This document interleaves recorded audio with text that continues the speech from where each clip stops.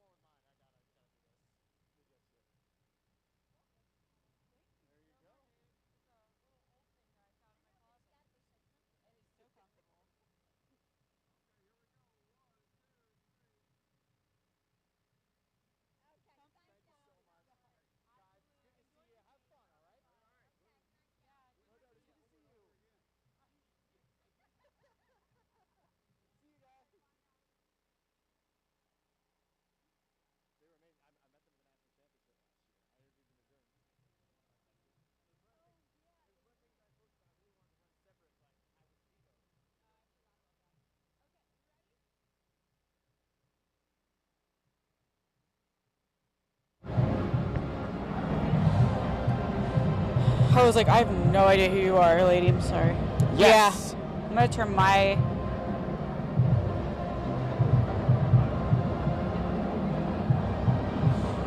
Check 1, 2, 3, 4, 5. Orange Bowl. Let's get it. 1, 2, 3, 4, 5, 6, 7.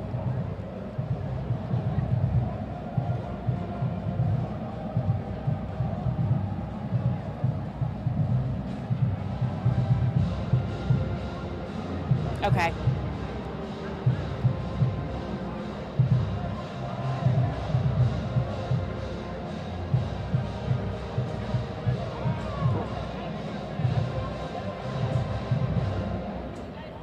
Okay.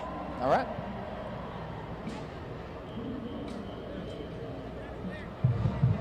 Freezing.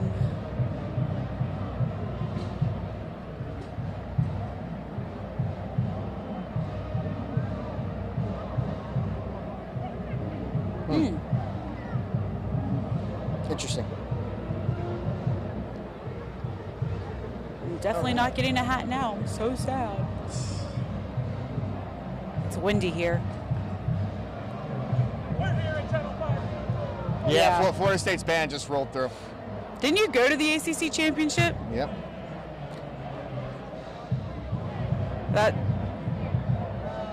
That looked like such a fun game to go to. Did your wife go to Florida State or something? Oh, okay. I was like trying to figure out the connection.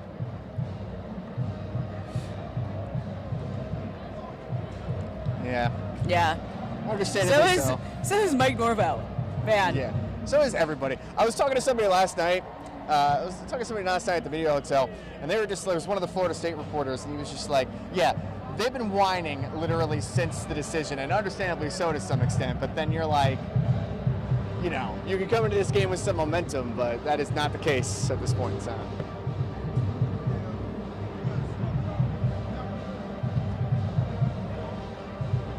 I gotta find a bathroom after this.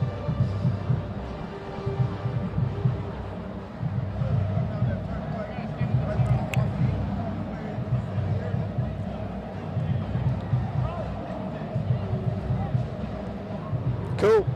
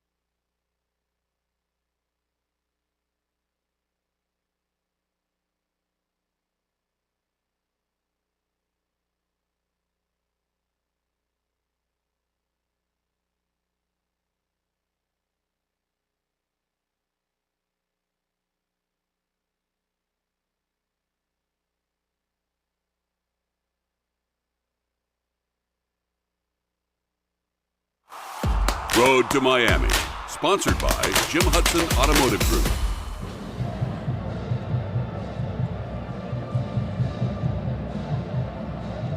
Good afternoon, everyone. Alongside Alyssa Lyons, I'm Dan Booth, and we are reporting live from right outside Hard Rock Stadium ahead of Georgia's matchup against Florida State. We're currently at the Fan Fest, and it's been so much fun just continuing to feel the energy, the excitement, just leading into a couple of games between a couple of fun teams. A couple of those games that we are familiar with from the last time that we had done this roundabout, but in LA, they had an obstacle course, which I did not do because I figured all 400,000 of you saw enough of me do that last year, so there will be no Twitter clips for us to rerun on every single show that we have this year.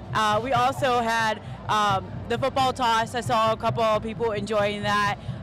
They are making hats that looks great. You can go and pick kind of whichever one you want, and then they just stamp it on there. Just a lot of fun things that they have going on here at the Capital One Fan Fest. You know, and it's, I love environments like this and just coming to games like this because it kind of feels like a convention. A lot of like-minded people coming together, root on their teams. You can just tell, you know, these people, fans from all over the place. You know, we've talked to fans from Augusta. We've spoken with fans from Athens. You know, obviously down here in South Florida or Florida in general because of Florida State. And, you know, it's really cool just to see the passion, the love, and just everything that everyone's bringing to this because it makes these types of events so much more fun. Family trips, young kids we've seen out here playing some of these games, trying to win all these different prizes. It really is just a really fun atmosphere to be a part of. Seems like a lot of Christmas presents went into play today. Saw some really cool outfits as well. I think one couple, they ended up buying these overalls and stamped like Georgia and Bulldogs down the leg, and it looked so cool. And then they got these hats off of Amazon, and they were really cool. And then they also had light up shoes that had Georgia on them. So it was really cool just to see that. They had some fun things to say. They were tossing the ball around and kind of just walked us through even what makes the perfect orange. So here's what some of them had to say. She ordered them off of Foco, and the lights came off, or the shoes came off of Etsy. What are they called? Illuminate. Illuminate. On Etsy. That's pretty much it. Other than that, it's staying warm underneath.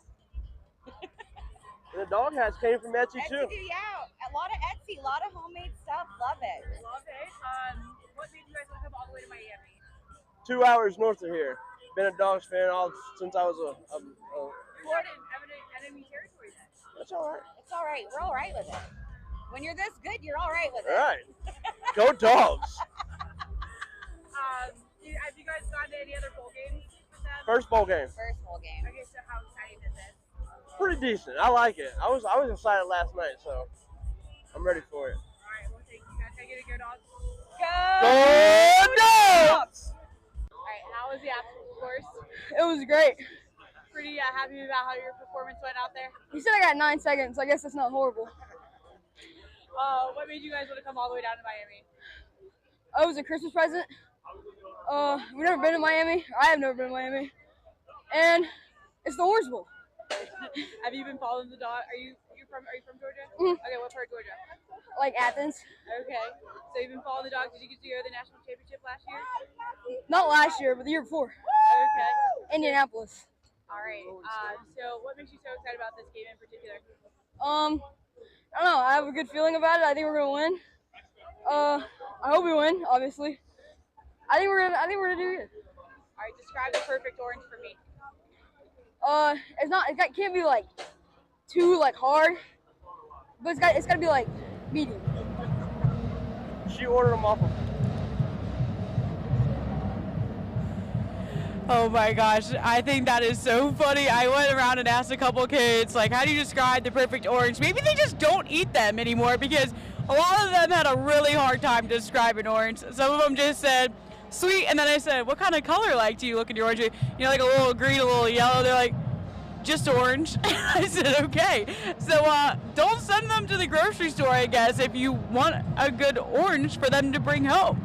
Yeah. You know what? That's just fine. I'll take the oranges. And if I remember correctly, a couple of years ago when Georgia last played in the Orange Bowl, I'm pretty sure Kirby Smart was just throwing those oranges all over the place once they got the trophy. So we're going to see if he has, how much he has left in that arm of his to try to get some stuff going. But, and just, once again, talking to the fans, having some fun. We bumped into, moments before coming on, we bumped into a couple of super fans who have been to almost every Georgia game over the past 10 years. And it was really cool. We bumped into them at the National Championship last year, spoke with them on Media Day just about their passion, their love. This couple met at UGA, and they've been dating ever since, and they've been married for decades now. So it really is a cool, just once again, sports, family, trips like this, bringing people together. It's an awesome thing. And, some of the families that I caught up with as well had the chance to tell me about some of the things they're looking forward to, another Christmas gift once again, but, things that they were trying to capitalize on while being here down in South Florida, which once again is a destination to most people who don't live here.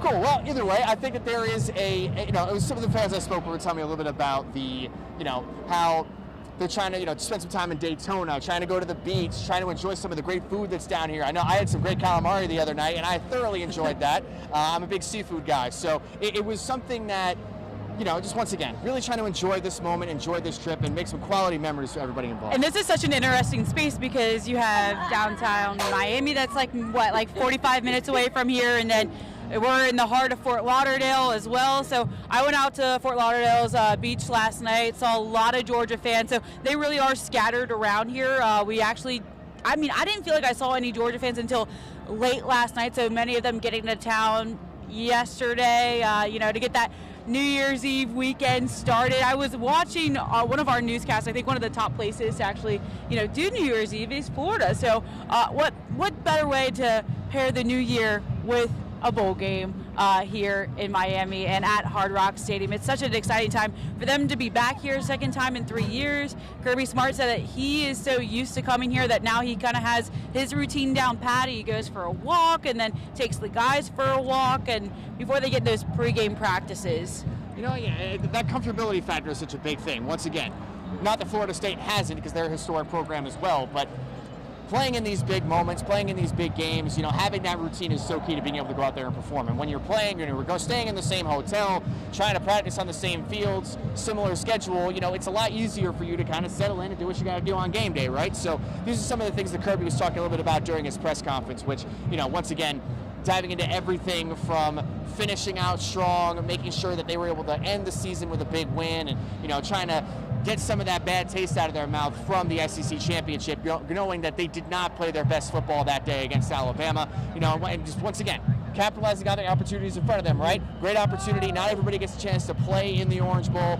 You know, awesome atmosphere here. So really trying to spend some good time and really go out with a win for the Dogs today. Yeah, definitely emotional bowl game is the way I would probably describe it. You know, Georgia similarly just as unhappy as Florida State. You know, Georgia was the first team, #1 team all season long. They got left out. It's the first time that that's ever happened, and it's the first time that a Power 5 team was left out as well. Florida State also looking to prove themselves a little bit, because they want to show that they can now compete with the SEC, because they just sued the ACC to get out of their grant of rights not too long ago.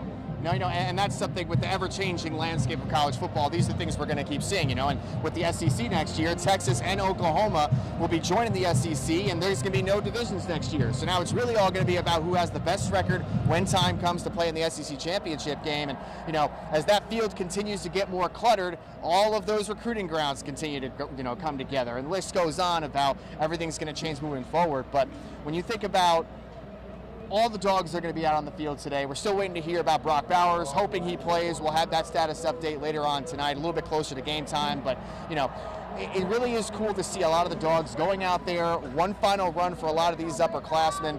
You know, once again, Carson Beck coming back and announcing his return, not only for this game, but for next season as well, really continuing that leadership and to build that continuity across this roster. So, you know, seeing that mentality from Georgia and the culture that Kirby Smart's built over the years, people really buying in and wanting to go out strong and make sure that they send a message and really continue to build momentum towards next season. All the recruiting classes, all the transfer portal stuff, everything that comes with that. You know, this is a big stage, and it'll be interesting to see how things go later on tonight. Yeah, this is not going to be the same Florida State team that we've seen all season long, obviously for different reasons. Their quarterback entering the transfer portal, big name guys on both ends of the ball. While they have an opt-out culture, it looks like Georgia has that opt-in culture. We ran it through our couple of newscasts this week, and if you caught it, you saw that how many people were committed to staying true for one final game.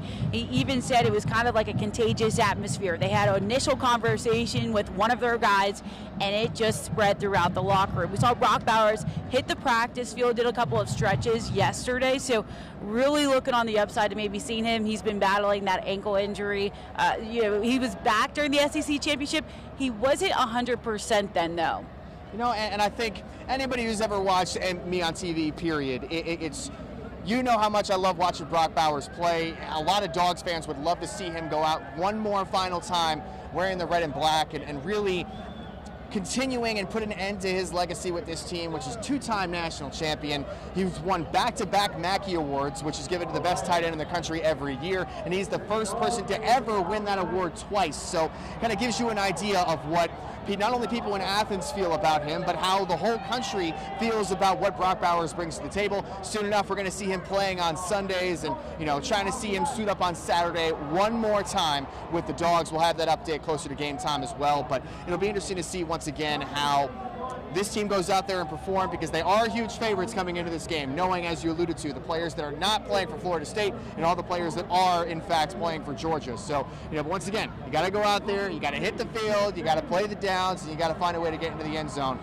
because that is, you know, that's why we play the games. So. I'm really excited to see Amarius Mims back on that offensive line. We asked him yesterday, is he going to be good to go? And Kirby Smart said, yeah, he's here. So it looks like everything is on the upside with him. We didn't really get to see him play the last couple of games as well. well because he was dealing with some injuries. But he's a huge asset to that offensive line. Carson Beck really tried to use his legs halfway through the season. That's something that we didn't see at the start of the season. Stetson Bennett kind of taking a note from him, and using that opportunity to break through the line when there is an opportunity. You need somebody like Amarius Mims to be that big guy up front. So huge asset. Can't wait to see how he performs today as well. It has been more than 20 years since these two teams have met on a field. The last time that was in the Sugar Bowl, and I believe Georgia won 26-13. So it's been quite a time since these two teams have seen each other on the field. Two totally different teams, obviously, two totally different coaches, but it is a very exciting time for them to get a feel for what really Florida State brings to the table and what Georgia has moving forward. Because like we saw at the beginning of the season, because all those guys were hurt, those 2s and 3s really shined. Tonight is a chance for them to do so as well. And the list goes on, right? We can sit here and talk about Mykel Williams. We can talk about Malachi Starks. All these younger guys who will be back with the Dogs next year, and really getting these key reps, all these extra games, these extra practices that they've been having over the last several seasons, getting into bowl season and having a shot to compete for a natty. That's so valuable for these guys because it gives them the chance to once again get a feel for even the bigger stage than the stage they play on normally, and really continue to put their best foot forward as things continue to move on towards kickoff. Kickoff is at 4 o'clock right here at Hard Rock Stadium. We're going to see what's going on more at the Fan Fest in a little bit, but then we're going to head inside, get set up, get down there for pregame warm-ups, and hopefully we'll see number 19 out there doing his thing, getting ready to play. So once again, we'll have that update for you, and we'll have more updates throughout the night with a full game breakdown later on this evening with the latest from the players, the coaches, and the fans later on tonight. Reporting from Miami, Dan Booth. Alyssa Lyons on your side.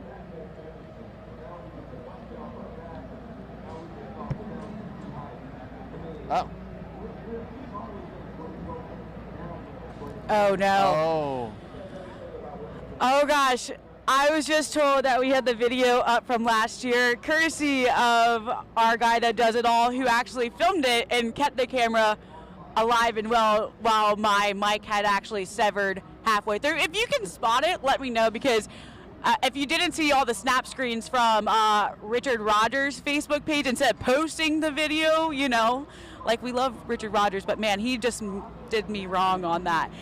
But here we go. Let's go ahead and start it. I think my mentality was just get to the end, get to the final. I'm so competitive, you guys. There was nothing going to bring me down, literally nothing, not even wiping out on the balance beam. I am no Simone Biles, but we went through the tires. My dad is a football coach, and he said, I kid you not, right after this, and I sent him the video, he goes, I'm just kind of disappointed. I was like, and it was really funny to me because right before that, my parents had texted me, "We're so proud of you," and then my dad was like, "That's."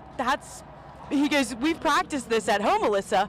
We've practiced this at home." But he said I redeemed myself with the end throw there. So I'm still shocked, guys. I made it out with no bruises, no pain, no gain. I'm just gonna leave it there because that was so much fun, though. I played that video back. My friends still bring it up, and they're like, how is this even possible? I didn't fall just once, twice, and they weren't small falls. They were absolute wipeouts. And I think I speak for everybody out there, including myself, when I say happy that you were okay, because as someone who was running right beside you when that happened, right before her mic broke off, you might be able to hear me say, because I had my mic on as well, it's like, are you okay? And then you were like, yes! And it just kept going and going and going. I was just like, I was taken back. I was worrying about the obstacle course, obviously, but, once again, that was an experience. That Fan Fest out in LA was an incredible experience. Everything from that obstacle course, which obviously will live on in News 12 history for one of the most incredible moments that we've ever had, I feel like. I didn't even get a flag on that. All the referees, they were just proud that I was still, I could still get up, I think, after that. Because they're just like, how is she still upright? How? I think one of my other favorite things, I was looking back through my Twitter the other day, because it was just insane that this was like a year ago, and one of the comments was ball security. Like, she had great ball security, and I didn't drop it once. Like, that thing was cradle. Better than Ocho Cinco on a Sunday. It was great. And it's funny. because I was thinking about that too. I was like, somehow you found a way to not only get the job done, but beat me in the process. So that was all part of it, and it really is. It gives you an idea of how fun events like this can actually be, because you make your own fun at these things, right? Like a lot of fans are out here. I mean, we were out here 5 hours before kickoff, basically, and all these fans are out here having themselves a good time. And I know the Peach Bowl, it's a lot closer to fans back home. And if you do have the opportunity to go out there one day to be able to have some of the fun out at that fest when that happens every year, that is such a cool atmosphere to be in. And it really is, some of the really fun parts about what we get to do is really being boots on the ground and having the chance to experience all this and really, once again, speak with the fans about everything that goes into a day like this. Yeah, my favorite part is just beating Dan. That's it. I tell you, I'm competitive. I'm just kidding. That was pretty good. Though it was fun. I was like, I have to win, and I had all these shoes that just were not slip resistant at all. If you saw the bottom of them, they were just straight cloth by the end of it. I was like, that's a good thing. You have to have good shoes to compete in these things. And speaking of shoes, I slipped at the beginning of the 40-yard dash when we did that. And I'll never forget, I still have it on my computer. Gary, who is behind the scenes working on everything back at the station right now, so thank you once again, Gary, for doing all that, took the 40-yard dash that we had, put it in slow-mo, and then put the Chariots of Fire sound behind it. It was like, you could just see us every inch, that Tom Brady time is what I'm going to call it, just, It didn't look as good as Tom Brady, though. That's true. Tom Brady's probably faster than us, which kind of gives you an idea. So, but it it's, once again, such a cool experience, and, a lot of these fans are experiencing that right now. And speaking of cool things, Georgia's cheerleaders and their band are coming through right now. So it's going to be a lot of fun to hear the Georgia Fight song once again, getting all the Dogs fans riled up right before kickoff. And, Alyssa, you got anything else about any of the things we just discussed? No, let's just keep that video in our back pocket and never use it again. But it is really fun to relive because it was, who falls on live television? Not once, but twice. You know what? It's extremely impressive, for the record. It's something that doesn't happen that often. But. Well, hopefully the Dogs can kind of one-up me, not fall on live television, and come back with a win. The only falling we want to see them is falling into the end zone for a touchdown. So we're going to see what happens later on today. Kickoff is at 4 o'clock at Hard Rock Stadium. We'll have breakdowns of everything later on tonight. The coaches, the players, the latest on everything that's going on down here in Miami. And stick around. It's going to be a lot of fun with more digital content and as well during all of our newscasts. So for now, reporting from Miami, just outside of Hard Rock Stadium, Dan Booth. Alyssa Lyons, let's go rock inside Hard Rock.